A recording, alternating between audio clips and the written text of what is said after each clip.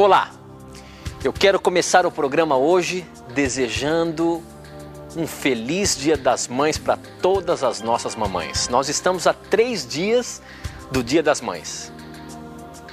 E mãe é uma coisa que a gente precisa, a gente ama muito. E sabe que Deus comparou o amor dele com o amor de mãe? Olha, no capítulo 49 do livro de Isaías tem um texto clássico da Bíblia que fala exatamente isso. É o capítulo 49, o verso 15 do livro de Isaías diz o seguinte: será que uma mãe pode esquecer do seu bebê? Será que pode deixar de amar o seu próprio filho? Mesmo que isso acontecesse, eu nunca esqueceria de você. Deus aqui compara o amor dele ao amor de mãe. Porque pode uma mãe se esquecer de um bebê? Existe uma mãe que não ame o seu filho? Deus está dizendo isso se houvesse. Mas agora, nos dias em que nós estamos vivendo, eu começo a pensar diferente. Quantos acontecimentos nós estamos vendo aí de mães que têm abandonado seus filhos em latas de lixo? Mães que têm jogado seus filhos em rios? O que é isso? Será que o amor de Deus pode ser comparado nos nossos dias com o amor de uma mãe? Nessas mães que nós estamos vendo aí, eu acredito que não. Agora, será que este esfriamento do amor não é algo que estaria previsto em nossos dias? Esta e muitas outras indagações e questões você vai saber agora, pois está no ar, Na Mira da Verdade.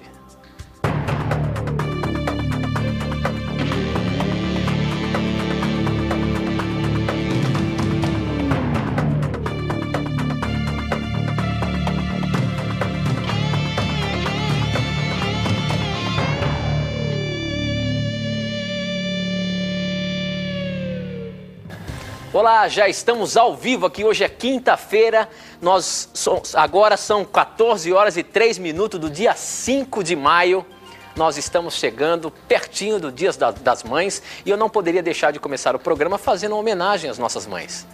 A você, minha mãe, um beijo muito grande desse seu filho aqui que te ama muito. A vocês, mamães, que Deus possa estar pertinho de vocês e que o teu amor pelos seus filhos possa ser comparado ao amor do nosso Pai. Vamos começar, professor Leandro Quadros, dando boa tarde para você. Como é que vai, professor? Graças a Deus, Tito, estou muito bem. Estou contente porque estamos ao vivo aqui na quinta-feira também com os nossos amigos. Quero mandar um abraço, Tito, também para 2 mães muito especiais que eu tenho, né? 3, na verdade. A minha querida mamãe, que Deus abençoe a ela. A minha esposinha, que é uma mãe extremamente dedicada também, e a minha avó, né? Que Deus abençoe a vocês e que Deus abençoe a você, mamãe, que tem uma obra tão importante para Deus neste mundo, que é guiar os seus filhos ao céu.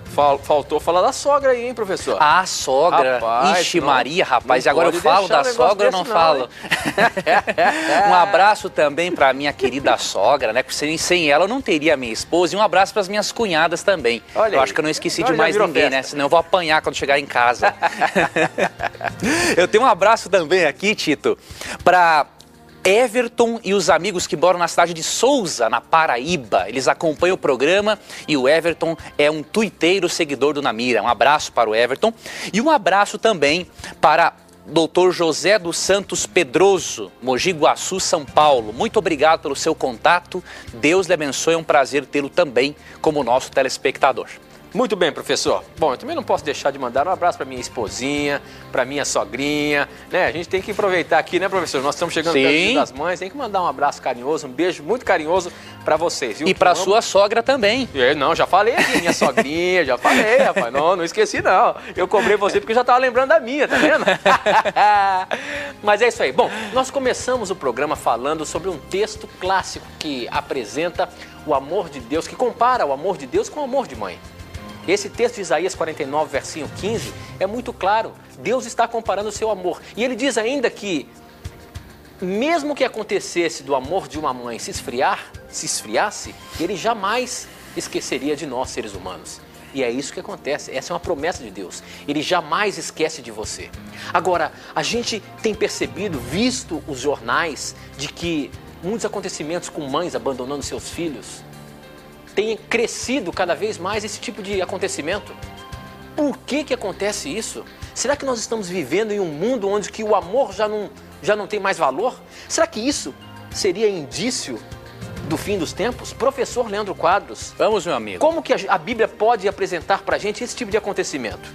Veja Será bem, que o amor de uma mãe está se esfriando? Será que o amor da humanidade está se esfriando? E isso está profetizado ou não, professor? Tito, por incrível que possa parecer para muitos amigos, telespectadores, realmente a Bíblia, ela já afirmava isso com cerca de 2000 anos atrás. Olha. A Bíblia apresenta o esfriamento do amor como um dos sinais da volta de Cristo. Quando nós lemos o capítulo 24 de Mateus, nós percebemos vários sinais para a volta de Cristo, que nos ajudam a percebermos que este evento está muito próximo de acontecer. E quando nós vamos aqui para o verso 12, nós percebemos que um destes sinais é este aqui, ó. E por se multiplicar a iniquidade, ou seja, o pecado, a maldade, o amor se esfriará de quase todos. Então perceba, a Bíblia diz que antes da volta de Cristo, o mundo ia estar numa fase tão assim perversa, que até mesmo o amor de mãe iria se esfriar. É por isso que nós presenciamos, como o Tito bem falou no início do programa, mães abandonando seus filhos, não é? Mães jogando os filhos na lata de lixo, jogando os filhos rio abaixo, porque o amor está esfriando. Agora, qual é o conselho bíblico para isso? Tem um texto em Romanos 5, verso 5, que afirma que o Espírito Santo, ele é o responsável por derramar o coração no ser humano. Isso significa, querida telespectadora e querido telespectador, que Deus convida o ser humano a, neste período da história em que o amor está esfriando, Deus convida o ser humano a fazer uma oração diferente. A oração de Romanos 5, verso 5. Deus convida o ser humano a orar ao Espírito Santo e pedir ao Espírito Santo que derrame o amor no coração. O amor é de origem divina, porque Deus é amor, de acordo com 1 João 4, 8 e 16. E por isso nós precisamos nos ligarmos à fonte do amor se não quisermos que o nosso tanque de amor fique vazio. Especialmente as mães que têm uma obra fundamental para o bem-estar dos filhos, da sociedade e do mundo, elas precisam pedir ao Espírito Santo diariamente que lhes dê o amor pelos filhos e também a habilidade para criá-los como Deus quer, para que quando Cristo voltar elas possam dizer a Cristo aquelas palavras de Isaías 8:18, né? Que dizia assim: eis-me aqui, Senhor, com os filhos que o Senhor me deu. As mães hoje elas precisam ter uma noção do seu papel. E uma mãe que soube apresentar isso muito bem, foi mãe de 4 filhos, foi a escritora cristã Ellen White. Ela apresenta em um de seus livros uma declaração muito bonita que mostra o papel da mãe. E aqui no livro Orientação da Criança, página 71, ela compara a obra de uma mãe a uma obra muito interessante. Diz assim: por amor dos filhos, se não por qualquer outra razão, devem as mães cultivar seu intelecto, pois tem maior responsabilidade em seu trabalho que o rei no trono. Você percebeu? A mãe, por amor aos filhos, deve cultivar o desenvolvimento do seu intelecto para que ela esteja preparada para educar seus filhos. E isto por quê? Porque o trabalho de uma mãe é de maior responsabilidade que o trabalho de um rei no trono ou que o trabalho de um presidente da república. É isso que ela está dizendo aqui, né? No livro Orientação da Criança, página 71. Qual é o conselho que a Bíblia dá para as mães? Ellen White aqui incentiva-nos, né, a encararmos o papel da mãe com esta seriedade. E a Bíblia da mesma forma, especialmente a Bíblia, que é a nossa regra de fé e prática. Eu queria convidar o Tito para ler, Tito, um texto para nós aqui. Sim, vamos lá, professor. que hoje é o Dia das Mamães, nós dois temos que participar nessa resposta aqui. Né? Tito, leia para nós Efésios capítulo 6, versículo 4, que é o conselho de Deus para as mães. Tá, Efésios... e para os pais. Capítulo 6, versículo 4. Vamos lá. Diz o seguinte: pais, não tratem os seus filhos, deem um jeito que faça com que eles fiquem irritados. Ou melhor, é isso, né? Não tratem os seus filhos de um jeito que faça com que eles fiquem irritados. Pelo contrário, vocês devem criá-los com a disciplina e os ensinamentos cristãos. Olha que texto fantástico. O conselho bíblico é o seguinte: pais, mães, não irritem os filhos de vocês, mas criem eles de acordo com disciplina e de acordo com os ensinamentos cristãos. Esse é o conselho de Deus. Agora, tem um detalhe importante. O que mais um filho deveria lembrar de uma mãe? São muitos os momentos agradabilíssimos que um filho desfruta com uma mãe. Se você não tem mais mãe, ou se você não teve a mãe que gostaria, tenha certeza de que Deus, por ser o Pai Celestial, cujo amor é comparado de uma mãe, Ele pode suprir a sua falta de amor primário, de amor de mãe, né? De acordo com Isaías 49:15, né? Mas aqui tem um texto muito bonito em 2 Timóteo 1:5, que nos mostra o que mais chamava a atenção do apóstolo Paulo na mãe e na avó de Timóteo. E isso deve ser também o que mais chame a atenção das pessoas para você, mamãe. Diz assim 2 Timóteo 1:5: pela recordação que guardo da tua fé sem fingimento, a mesma que, primeiramente, habitou em tua avó Lóide e em tua mãe Eunice, e estou certo de que também em ti. Paulo lembrava dessas duas mulheres, mães, pela fé que elas apresentavam, a fé pura, sem fingimento. Fé que elas haviam transferido para Timóteo, que foi um grande pastor, um jovem pastor, a quem Paulo dirigiu muitos conselhos e amou muito. Agora, eu não poderia finalizar essa resposta sem dar um conselho para os filhos. Em Efésios capítulo 6, versículo 2 diz o seguinte, verso 1: filhos, obedecei a vossos pais no Senhor, pois isto é justo. Honra teu pai e tua mãe, que é o primeiro mandamento com promessa para que te vá bem e sejas de longa vida sobre a terra. Filhos, a Bíblia orienta-nos a obedecermos nossos pais, só que no Senhor. Obedeça a seus pais, respeite seus pais, abrace a sua mãe, diga para ela o quanto ela é importante enquanto ela está viva. Muitos deixam para dizer a uma mãe que a amam quando ela morre, aí não adianta mais. Aproveite a sua oportunidade hoje, fale para sua mãe o quanto ela é importante para você. E se você já perdeu sua mamãe, não tenha dúvidas de que, de acordo com a Bíblia, em 1 Coríntios 15, 51 a 55, haverá a ressurreição dos mortos na volta de Cristo. E se você se preparar para a volta de Cristo, você terá a oportunidade de encontrar a sua mãe quando Cristo voltar. Tá? Se apegue à promessa bíblica e creia, né, que você, mãe, tem um papel fundamental, um papel insubstituível. Porque você, especialmente, além de ser insubstituível, você é a representante de Deus na terra, para que os filhos possam expressar diante da sociedade o caráter que você está incutindo neles. Muito bem, professor. Bom, nosso programa está apenas começando. Para você participar do nosso programa é fácil. Se você tem uma dúvida bíblica, se você tem uma dúvida religiosa, alguma coisa que você tem dúvida em relação à Bíblia, vamos supor, ou alguma coisa que você não concorda em determinada situação de religião, ou alguma coisa que te incomoda e que você gostaria de saber o que a Bíblia fala sobre isso. Não tenha preconceito.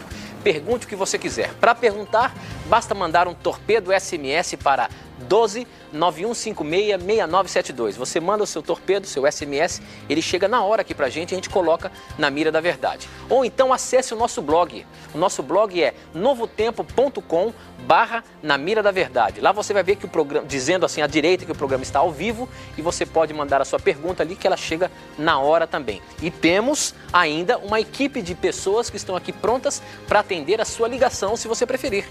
Ligue pra gente, 0 operadora 12 21 27 3121. Mande a sua pergunta por telefone, que também ela é enviada aqui online pra gente, tá bom? Então essas são as formas de você participar. Além disso, você pode seguir a gente através do Twitter. O nosso Twitter é twitter.com/naMiraDaVerdade. Mande a sua pergunta, siga a gente e daqui a pouquinho eu vou colocar algumas perguntas interessantes aqui do Twitter que nós já estamos tendo, viu, professor? Mas não sai daí não, nós vamos para um breve intervalo e a gente volta já já.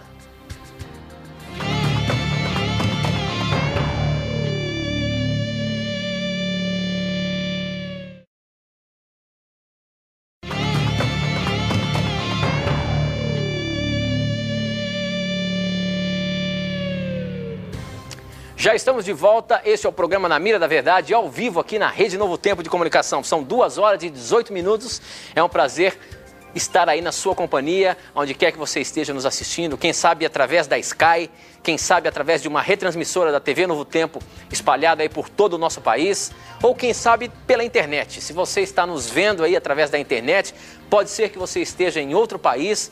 Um abraço carinhoso, muito obrigado pela sua audiência e participe do nosso programa, tá bom?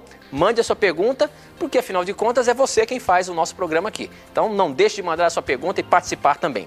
Professor Leandro Quadros, um SMS que chegou aqui agora pra gente diz o seguinte: por que vocês afirmam que Jesus não poderia ter dito ao ladrão da cruz, hoje mesmo estará comigo?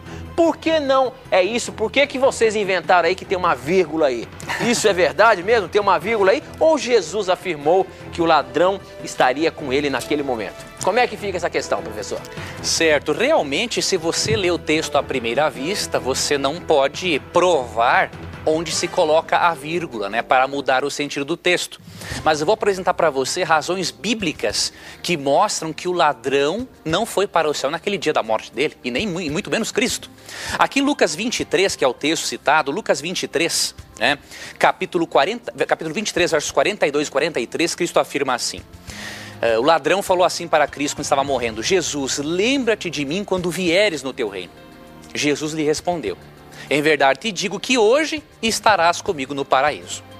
Se nós colocarmos a vírgula aqui, ó, em verdade te digo que, vírgula, hoje estarás comigo no paraíso, a ideia de que naquele dia o ladrão arrependido iria para o céu com Cristo. Agora, se a vírgula mudar de lugar, em verdade te digo hoje, vírgula, estarás comigo no paraíso, muda o sentido do texto. Naquele momento em que Cristo estava sendo crucificado, ele prometeu que um dia o ladrão arrependido estaria com ele no paraíso. Agora, como que eu posso provar que a vírgula deveria ser depois da palavra hoje? Pela própria Bíblia. Nós temos que fazer 2 perguntas para interpretarmos esse texto. Biblicamente, o ladrão arrependido foi para o céu naquele dia? E outra pergunta, Cristo foi para o céu naquele dia? 2 textos vão responder para nós e eu vou ler rapidamente.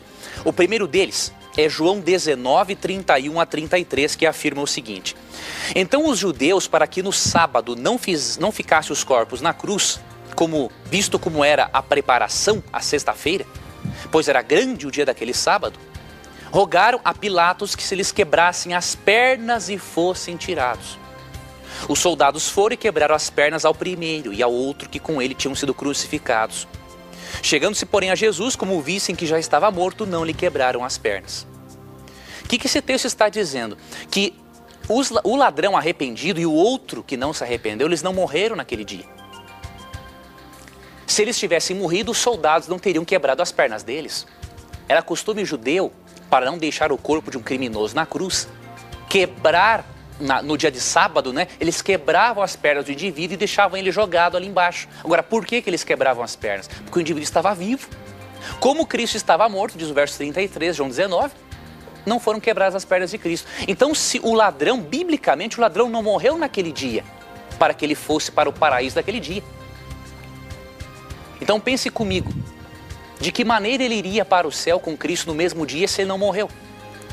E outro texto que é importante você analisar é João 20, 17, que o próprio Cristo afirma depois da ressurreição dele o seguinte: não me detenhas porque ainda não subi para o meu Pai. Como que Cristo iria para o céu na sexta-feira com um ladrão arrependido, se depois, no domingo, ele disse que ainda não havia ido para o céu? Você percebeu? Nós não podemos interpretar Lucas 23, 42 a 43 sem analisarmos esses aspectos e levarmos em conta que aquela palavrinha, em verdade te digo que, o que não existe no original grego. E, portanto, para nós entendermos um texto difícil, precisamos recorrer a outros textos mais fáceis para entendermos a mensagem da Bíblia. A Bíblia ensina, de acordo com o Salmo 6, verso 5, 115, 17, 13, verso 3, que a morte é um sono e que a pessoa tornará a estar consciente quando Cristo voltar, isso de acordo com 1 Tessalonicenses 4, 13 a 18. Muito bem, professor, eu estou aqui tuitando e já seguindo os nossos seguidores aqui, vendo o que eles estão mandando, perguntas. E tem uma pergunta aqui dos nossos amigos tuiteiros. Esse é um horário onde nós temos bastante jovens ligados com a gente não pode deixar de atender os nossos queridos tuiteiros aqui, tá bom? Olha, Roberval, você colocou uma pergunta tanto no SMS como no Twitter, já a sua pergunta vai para a mira. Mas antes vai a pergunta do Matheus. Olha aí, Matheus, a sua pergunta na mira da verdade, professor Leandro Quadros. Masturbação é pecado? Por que é pecado, professor? É ou não é? E se for, por que é pecado? Certo, a Bíblia apresenta um princípio de Deus para a satisfação sexual, para o alívio da tensão sexual. E aqui diz em 1 Coríntios 7, verso 9, eu até vou ler aqui na Nova Versão Internacional, que é uma linguagem, diríamos assim, mais jovem, não é? Para os nossos jovens, 1 Coríntios 7, 9, vai nos dar uma resposta sobre essa questão da masturbação, né? 1 Coríntios capítulo 7, versículo 9, diz assim: mas se não conseguem controlar-se, devem casar-se, pois é melhor casar-se do que ficar ardendo de desejo. Olha o que Paulo está dizendo aqui, né? Diz que se a pessoa não consegue controlar seus desejos sexuais, é melhor que ela se case, né? É melhor se casar do que ficar ardendo de desejo. Então, a forma de Deus para o alívio das tensões sexuais é o sexo dentro do casamento. E você percebe lá em Gênesis 2,18, que quando Deus fez Adão, ele falou assim: não é bom que o homem esteja só. Ou seja, o ser humano não foi feito para ter prazer sexual sozinho, porque o sexo é o momento em que a pessoa se completa e se une emocionalmente com a outra, com o seu cônjuge. Então é nesse momento é que há a verdadeira satisfação sexual, né? Então Deus não quer realmente que o ser humano pratique a masturbação. Agora, é claro, isso não significa que Deus não vai amar você porque você pratica isso. Deus quer é que você, na sua caminhada cristã, vá adquirindo forças dele para você vencer este hábito, para que você direcione a sua sexualidade ao seu cônjuge, não é? Então, de acordo com esse princípio, e levando em conta que o sexo é algo para ser partilhado com a pessoa que amamos no casamento, a masturbação não é considerada correta, é um pecado sim, né? Então Deus prefere que você se prepare para um casamento. E se você tem dificuldades, porque alguns jovens têm a dificuldade da masturbação compulsiva, isso é o indício de que você tem algum buraco emocional na sua vida. Se a cada momento que você se sente nervoso, tenso ou triste ou solitário, você tem que recorrer à masturbação, é importante você procurar um psicólogo, um bom psicólogo cristão, que oriente você e mostre qual é a origem desse seu buraco emocional, para que você possa resolver esse problema e não busque a fuga na masturbação, no sexo ilícito, nas drogas, na bebida e tudo mais. Muito bem, professor. Bom, tem uma outra pergunta aqui, deixa eu só pegar aqui no Twitter, eu estava vendo uma outra já para adiantar, mas essa vai ter que procurar aqui na Bíblia, eu vou colocar depois. A questão é a seguinte, quem mandou essa aqui foi o... Onde é que está aqui agora? Rapidinho.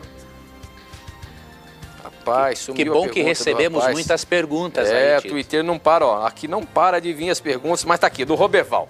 A pergunta do Roberval. Roberval, sua pergunta está na mira, preste bem atenção. Em Apocalipse, nós até falamos no programa passado, mas vamos reforçar isso aqui, em um outro esquema. Em Apocalipse, mulher sempre é comparado à igreja. Mas em Apocalipse 17, 18, ele é comparado a um país. O que é isso? Em Apocalipse, a igreja é comparada a a mulher é comparada a uma igreja ou a um país ou uma cidade? O que quer dizer esse texto?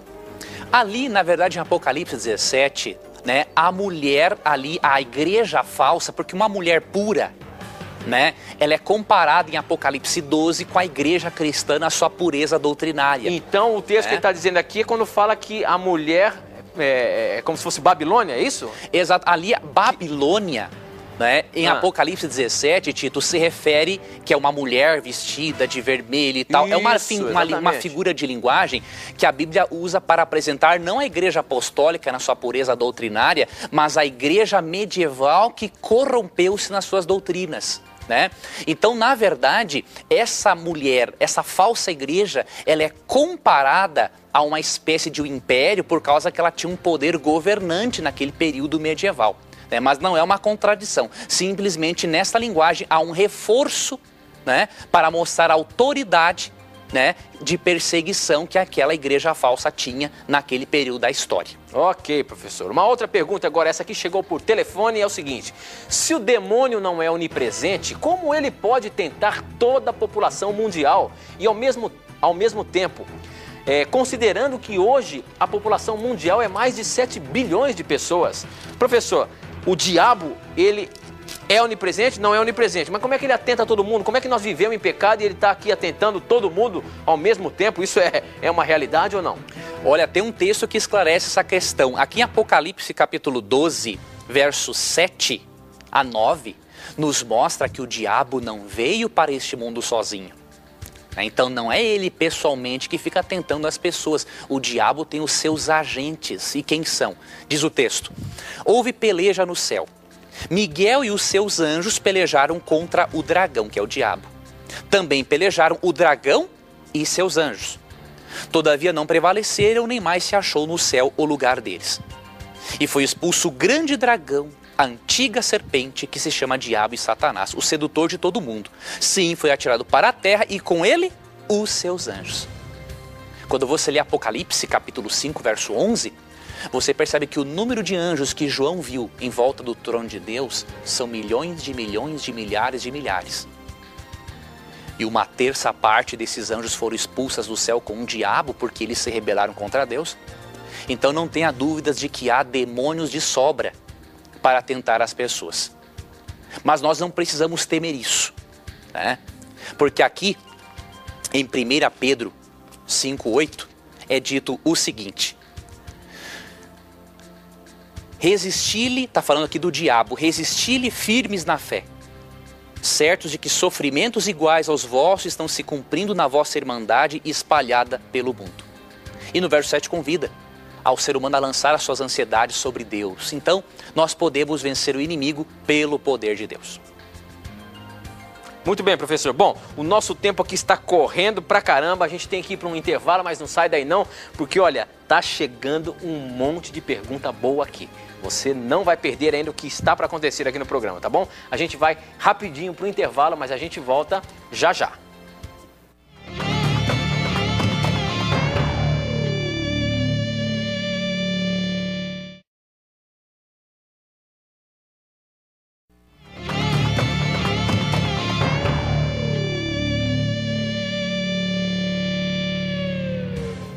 De volta agora ao vivo, 14 horas e 34 minutos. Mais uma vez quero te agradecer a sua audiência e eu quero neste momento promover um novo curso bíblico que nós estamos oferecendo aqui no nosso blog. Esse curso bíblico foi preparado pelo professor Leandro Quadros e fala sobre o Espiritismo. Você quer saber mais sobre o Espiritismo? Você quer saber assuntos relacionados aos espíritos? Nós tivemos perguntas aqui agora e vou botar uma pergunta agora sobre isso. Será que na morte, os mortos se falam? Será que existe alguma relação nisso? Os espíritos podem aparecer para a gente? Você quer saber mais sobre isso? Então faça esse curso bíblico, O Espiritismo. Está lá no nosso blog, novotempo.com/na mira da verdade. Você vai ver ali embaixo à direita o Espiritismo. Você clica lá e você já vai ser direcionado para fazer o curso online. Esse é um curso que você vai fazer pela internet, tá bom? Então não perca tempo não, essa é mais uma novidade aqui do programa Na Mira da Verdade para você. É uma forma de você crescer no seu conhecimento espiritual, no seu conhecimento bíblico da Palavra de Deus, não é isso? Professor Leandro Quadros, falando em Espiritismo, nós temos uma questão aqui, só que eu vou colocar essa questão do jeito que a telespectadora está mandando aqui, professor. Tudo bem. Olha só o que ela diz. Eu sempre mando mensagens, mas vocês nunca leem. Olha aí, Rosimeire, agora a sua pergunta vai estar na mira. Professor Leandro Quadros, essa você já respondeu, mas você não pode deixar de responder agora. Vale a pena responder de novo? Oi? Vale a pena responder de novo? Vale a pena responder de novo, professor. Olha só, os mortos conversam entre eles? E a parábola do Lázaro? Não entendo esse texto. A palavra do Lázaro e o rico é um clássico aqui sobre espiritismo, professor. Você já falou algumas vezes aqui, mas agora a questão é essa. Os mortos falam entre si? Como então entender essa parábola que está na Bíblia aí, contada pelo nosso Senhor Jesus? O Salmo capítulo 6, verso 5 vai nos ajudar nessa resposta. Aqui afirma assim: pois na morte não há recordação de ti. No sepulcro quem te dará louvor? Ou seja, na morte não há recordação de Deus. Então, se a pessoa não lembra de Deus, ela não está consciente. Se a pessoa não está consciente, como que nós podemos então compreender o relato do rico e Lázaro em Lucas 16, 19 a 31, que mostra um suposto diálogo entre o indivíduo que está num suposto inferno e o outro que estaria no céu? Bom, se você analisar o Salmo 6, verso 5, você já percebe que, biblicamente, o morto está inconsciente. Você pode comprovar isso também em Eclesiastes 9, versos 5, 6, 10. Em João 11, 11 a 14, Cristo compara a morte a um sono, assim como Davi, no Salmo 13, verso 3. Jeremias, capítulo 51, 57, compara a morte a um sono, e Daniel faz a mesma coisa em Daniel 12, verso 2, assim como Paulo, em 1 Tessalonicenses 4, 13. Agora, o relato do rico e Lázaro é o seguinte: eu vou explicar para você resumidamente, porque esse é um assunto longo. Você pode pegar no blog do programa, você pode ali buscar, tem um artigo sobre isso, em que eu detalho mais. Quando você analisa a história do rico e Lázaro, você percebe que isso aqui, na verdade, não é um relato literal. Onde está essa parábola, professor? Ela está em Lucas 16, 19 a 31. Ok. E aqui é dito o seguinte: aqui apresenta um suposto diálogo entre um rico e um pobre. E por que Jesus contou isso? Porque havia nos dias de Cristo uma crença corrente entre os judeus de que a pessoa que morria ia para perto de Abraão, e a pessoa boa e a pessoa má iria para o inferno. Flávio Joséfo, um historiador judeu, ele nos informa isto, lá do primeiro século, que havia esta crença entre eles. Então o fariseu, ele acreditava que o indivíduo, por ser pobre e doente, ele iria para o inferno. E por ele ser rico e saudável, ele iria para o céu. O que Cristo fez? Para Cristo ensinar uma lição moral a eles, ele pega uma história do meio deles, que é essa história de Abraão, e apresenta com o objetivo de ensinar uma lição moral. Duas, na verdade. A primeira, quando ele colocou o rico no inferno e o pobre no céu, ele estava ensinando aos fariseus o seguinte: que não é o fato de uma pessoa ser rica ou pobre que vai determinar a salvação dela. E a principal lição espiritual da parábola está no versinho 31. Se não ouvem a Moisés e os profetas, tampouco se deixarão persuadir, ainda que ressuscite alguém dentre os mortos. Então a lição da parábola é o seguinte: as pessoas deveriam não dar atenção aos ensinamentos dos fariseus, mas o que diz a Bíblia, por meio de Moisés e dos profetas, né? Se isso aqui fosse um relato literal, nós teríamos que supor que o céu e o inferno estão tão próximos um do outro que é possível as pessoas baterem papo de lá, né?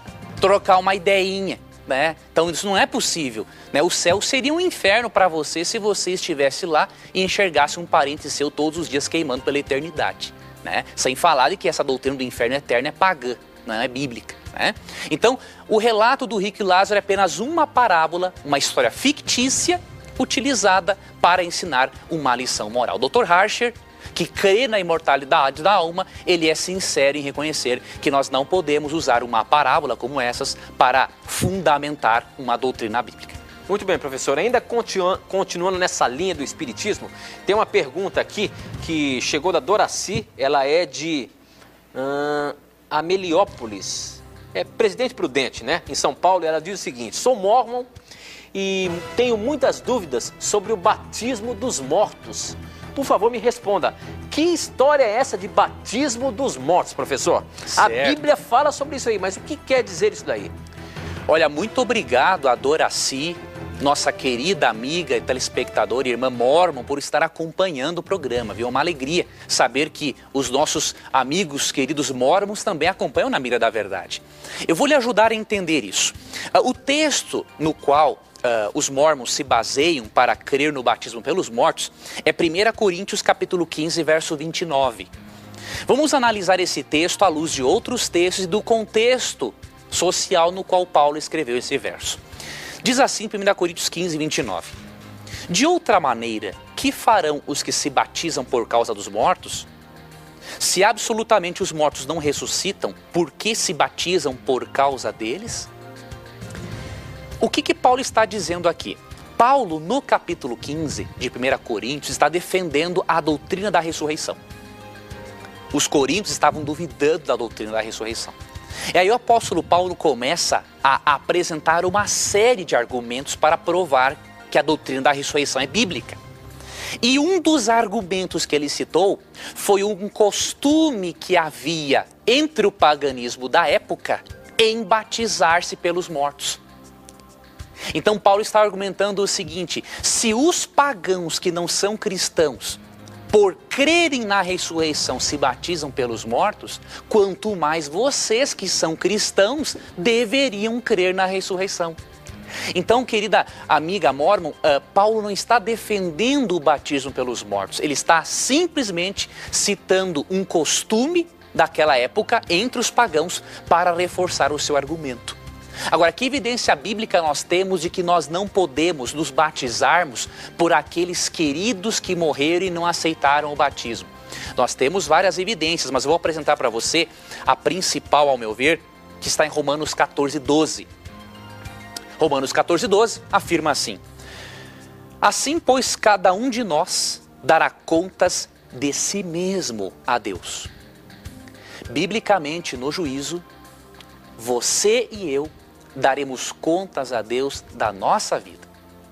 A salvação, biblicamente, é individual. E por este fator, nós não podemos e não devemos nos batizarmos pelas pessoas que morreram. Cada um tem e terá sua oportunidade de salvação. E cada um precisa aceitar a Cristo individualmente. Se Deus apoiasse o batismo pelos mortos, isso seria o mesmo que eu, por exemplo, poder salvar outros familiares meus que não quiseram ser salvos. E Deus não vai levar para o céu ninguém pelo colarinho. Ok, professor, olha só a pergunta capciosa que agora está na mira da verdade, professor. Veja só, em algumas partes da Bíblia, pessoas mentem para salvar algumas outras pessoas, como por exemplo o caso de Raabe. A Bíblia, ela autoriza a mentira, professor? Se a Bíblia tem alguns relatos disso aqui, como é que fica essa situação aí? Deus permite a mentira para salvar outras pessoas? Nós precisamos entender uma coisa. A Bíblia, ela não registra só coisas que ela aprova, mas registra coisas que ela desaprova também. Ali em 1 Coríntios 10, 11, é dito que Deus registrou tudo na Bíblia para o nosso ensino. Então, Deus, na verdade, não recompensou Raabe porque ela mentiu. Se você ler toda a história, você percebe uma coisa. Ela mentiu, sim. Ela mentiu para aquele povo ali da cidade de Jericó, que os espias de Israel tinham ido para um lado, sendo que eles tinham fugido para outro. Ela mentiu. Só que Deus não recompensou ela pela mentira. Quando você lê todo o contexto, você percebe que Deus recompensou Raabe pela fé que ela teve, ao ponto de esconder os espias de Deus naquele momento. Se você for, por exemplo, aqui em Hebreus, se eu não me engano, em Hebreus, aqui no capítulo 11, Você percebe aqui, na galeria dos heróis da fé, que Raabe está presente. É no capítulo 11, eu não vou procurar o versinho agora, porque é muito específico, mas você percebe que ela é mencionada, e tem um outro detalhe, você percebe que Raabe também é mencionada na genealogia de Cristo. Então isso mostra que Deus não a recompensou pela mentira, mas pela fé que ela teve em Deus, ao ponto de acreditar que Deus ia permitir que o povo dele tomasse conta daquela cidade onde ela morava. Professor Leandro Quadros, outra pergunta relacionada com o espiritismo. Eu estava lendo aqui e eu acho interessante a gente explicar essa situação, até para tranquilizar o nosso telespectador. Olha só o que o Érico perguntou aqui para a gente e está afirmando também. Ele diz o seguinte: em algum tempo atrás, eu sofri um acidente de moto, quebrei o joelho e uma colega de serviço tinha me falado alguns dias antes que era para eu tomar cuidado. Ela é uma espírita e ela tinha me falado que em uma dessas sessões, alguns espíritos tinham dito a ela para me avisar que era para eu tomar cuidado, porque eu iria cair. Ela lembrou que eu ando de moto e me avisou. Professor Leandro Quadros, eu devo tomar algum tipo de cuidado nessa situação? Olha aí, professor, como é que acontece um negócio desse daí? Ela teve uma sessão lá no centro e disseram para ela que o amigo dela ia cair e o amigo dela caiu mesmo, professor. Certo. Então como é que a gente pode dizer que o espiritismo, a forma espírita na Bíblia é condenada? Como é que pode? Isso é uma questão muito interessante, nós temos que explicar a esse nosso querido telespectador. Eu queria, Tito, que você me ajudasse nessa resposta novamente, que você lesse um texto na sua versão, que é Isaías capítulo 8, versos 19 e 20. Eu vou explicar para esse nosso querido amigo como que aqueles espíritos sabiam que ele iria cair. Isaías 8, 19 e 20. Diz o seguinte: algumas pessoas vão pedir que vocês consultem os adivinhos e os médiuns que cochicham e falam baixinho. Essas pessoas dirão: precisamos receber a mensagem dos espíritos, precisamos consultar os mortos em favor dos vivos. Mas vocês responderão assim: o que devemos fazer é consultar a lei e os ensinamentos de Deus. O que os médiuns dizem não tem nenhum valor. Ok, professor, isso está escrito na Bíblia, mas como é que acontece um negócio desse? Vamos explicar, veja bem, olha o posicionamento bíblico. Apesar de Deus amar, e ama muito a todos os espíritas, né?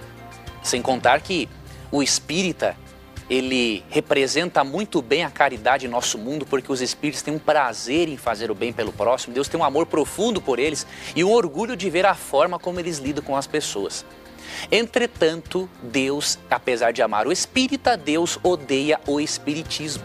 Mas como é que você pode provar isso aí na Bíblia, professor? Que Deus odeia o espiritismo? Você quer ver, Tito? Além desse texto que você leu, onde ali diz o seguinte: o que os médiuns dizem não tem nenhum valor, e quando alguém convidar você para uma sessão espírita, você deve responder da seguinte maneira: não, eu consulto a Bíblia. É o que o texto orienta. Você vai a Deuteronômio 18, 10 a 14, e lá é dito que Deus abomina a consulta, a prática. Onde é que está isso aí, professor? Vamos tirar a dúvida agora. Deuteronômio 18, 10 a 14. E o versículo específico que fala que Deus abomina, detesta o espiritismo, né? Deuteronômio 18. Você pode ler, Tito, aí os versos 11 e 12. Que diz assim, ó: nem que faz despachos, ou tá dizendo anteriormente que deve estar falando algumas coisas, né? Nem que faz despachos, nem os que invocam os espíritos dos mortos. O Senhor Deus detesta os que praticam essas coisas nojentas e por isso mesmo está expulsando da terra esses povos, enquanto vocês vão tomando posse dela. Em todas as coisas, sejam fiéis ao Senhor nosso Deus. Olha, professor, tu viu que forte, Tito? Esse é um texto pesado, hein? Pesado. A Bíblia diz o seguinte, que uma das classes de pessoas que não eram para existir mais no meio do povo era o quê? Os que consultavam espíritos, porque diz ali que Deus detesta. E Deus chama a prática de consultar espíritos de coisa nojenta. Por quê? Porque quem está ali é o diabo. E quando você lê 1 Samuel 28, você percebe que quando um demônio personificou Samuel, querido jovem, ele falou algumas verdades. Ele falou algumas verdades, falou algumas mentiras, jogando Deus contra Saul, que estava consultando uma médium. Leia 1 Samuel 28 para você ver, o diabo fala verdades. Então o diabo, o que ele fez? Ele, através dessa sessão espírita, ele mostrou algo que iria acontecer, não que ele é um sabe-tudo do futuro, mas o diabo ele analisa certas coisas e percebe o que pode ou não acontecer, ele chuta, né? Então, o que acontece? Ele comunicou para você esse fato com o objetivo de fazer o quê? Você acreditar no espiritismo ao invés de acreditar na palavra de Deus, como diz Isaías 8, 19 e 20. Então, de acordo com esses textos e com 1 Samuel 28, nós sabemos que quem apareceu para aquela moça, por mais sincera que ela seja, foi um demônio. E que ele tentou enganar você através do espiritismo. Agora, a gente não pode deixar de dizer aqui, nós não estamos condenando as pessoas, não é, professor? Exatamente. O que a gente tem apresentado, eu costumo reafirmar isso aqui, porque esse é o nosso compromisso. Nós não estamos aqui criticando uma doutrina, não é isso. Nós estamos apresentando a verdade, nós estamos mostrando o que a Bíblia fala. Se, de repente, uma dessas doutrinas está inserida no que é apresentado aqui, nós estamos apenas mostrando o que a Bíblia fala. E entendam, nós amamos a todos, nós queremos apenas apresentar, reafirmo, a palavra de Deus. E infelizmente, muitas verdades são ditas aqui. E essas verdades pode ser que nos firam, mas nós temos que ter o coração sensível para o que Deus está querendo dizer para a gente. A palavra de Deus é clara, irmãos. Quando nós queremos conhecer alguma coisa que está nela, se nós a estudarmos, nós vamos entender os textos que aparentemente podem trazer alguma dúvida. Ela mesma se explica. E nós aqui temos o compromisso de apenas mostrar a você essas verdades. Nós temos aqui a grata satisfação de ter o professor Leandro Quadros, que Deus o capacitou de guardar textos bíblicos para simultaneamente responder a sua dúvida, o seu questionamento. Graças a Deus. Essas são verdades que são dadas por Deus. Não é o Leandro, não é o programa Na Mira da Verdade que está falando uma coisa, não. É a Bíblia Sagrada. Nós aqui pedimos apenas que Deus nos use como seus instrumentos. É ou não é, professor? Com certeza, amigo Tito. Muito importante isso que você mencionou, que seria muito fácil, querido telespectador, você, por exemplo, que é espírita, está acompanhando esse programa. Seria muito fácil se eu tivesse só interessado em audiência, eu pediria para o Tito, se chegar alguma pergunta sobre o espiritismo, tire fora. Mas eu estou interessado especialmente que você conheça a verdade da Bíblia, que você conheça a salvação. Então, como o meu interesse é outro e não é audiência, eu tenho que dizer a verdade para você como está na Bíblia. E eu recomendo, vá até a Bíblia. Eu sei que é difícil, mas Deus vai mostrar para você a verdade e você vai se sentir no final feliz e agradecido a Deus por Ele lhe mostrar o caminho por onde você seguir. Muito bem, professor, essa aqui agora eu não posso deixar de colocar. Opa. Olha só como os nossos telespectadores estão atentos aí, hein? Olha só, professor, esse comentário aqui, ó, é até um comentário, não é nem uma pergunta. Leandro Quadros, quando indagado se mandaria abraços para a sogra, que eu te falei ali, você falou assim, Virgem Maria. Olha aí, Leandro, que é isso? Clamando por santos? Abraço do amigo da Igreja Batista, José Roberto. Ele tá fazendo uma brincadeira aqui com a gente, né? Tá certo. José Roberto, um abraço para você também. Muito obrigado pela sua audiência. Você sabe que isso é uma força de expressão, é ou não é, professor? Sim, a força de expressão que a gente está acostumado, José. O brasileiro está acostumado a falar isso, né? Acostumado, já não fala mais jeito. nem virgem, fala Vixe Maria. Vixe, é. Não é nem virgem, então é uma força de Vixe expressão. Maria. Muito bem, professor. Um abraço para você, viu? Um abraço. Bom, aqui uma outra questão é a seguinte: que forma física Cristo possuirá por toda a eternidade? Aqui ele tinha antes no céu ou a forma humana que ele assumiu aqui nesse mundo? Por que essa pergunta? A gente sabe, estudando a palavra de Deus ali, a gente percebe que o ser humano, quando foi criado, eu acho que ele tinha mais de 3, 4 metros de altura. Quando Jesus veio aqui, depois de 4.000 anos, mais ou menos, a forma humana já estava degradada. Correto, professor? Certo. Ou seja, os seres humanos já não tinham mais aquela altura de Adão, por exemplo. Exatamente. Agora, Jesus veio aqui e se tornou carne. Qual vai ser a forma corpórea dele no céu, professor? É uma pergunta interessante. Interessante. Tem um texto bíblico aqui, que é Filipenses 3, 21, que ao falar de Cristo afirma assim: o qual transformará o nosso corpo de humilhação para ser igual ao corpo da sua glória. Bom, a primeira informação: o nosso corpo na ressurreição, quando Cristo voltar, será semelhante ao corpo glorioso de Cristo. Agora tem um detalhe: quando você lê Mateus 26, 29, Cristo dá aqui uma informação interessante que pode nos ajudar nesse aspecto. E digo-vos que desta hora em diante não beberei deste fruto da videira até aquele dia em que o hei de beber de novo convosco no reino de meu Pai. Veja bem, Filipenses 3:21 afirma que nós teremos um corpo semelhante ao corpo glorioso de Cristo, e Mateus 26:29, Cristo afirma aqui que ele não beberia mais do suco da uva enquanto não pudesse bebê-lo novamente com os seus seguidores no paraíso.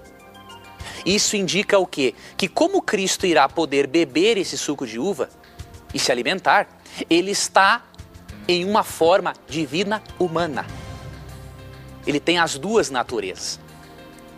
Cristo encarnou, de acordo com João, capítulo 1, verso 14, para sempre. Hoje ele está no céu com a sua forma divina humana. Ele foi glorificado, de acordo com Hebreus 1:1-3.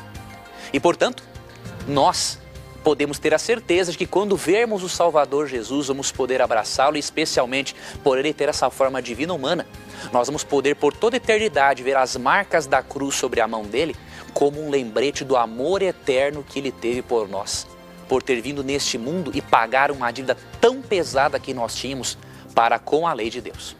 Muito bem, professor. Chegamos ao final de mais um programa, viu, professor? Opa. Um abraço para você e a gente vai se encontrar agora na terça-feira. Exatamente. Um abraço, Tito, a você. Muito obrigado pela companhia. Agora, queridos amigos, eu darei uma passadinha rápida do Twitter para responder algumas coisas que ainda ficaram. E lembre-se, sempre que você tiver a coragem de perguntar, este livro aqui precioso terá a coragem de lhe responder. Um grande abraço. Como você sabe, todas as suas perguntas no nosso programa sempre estarão na mira da verdade. Até o nosso próximo encontro. Tchau!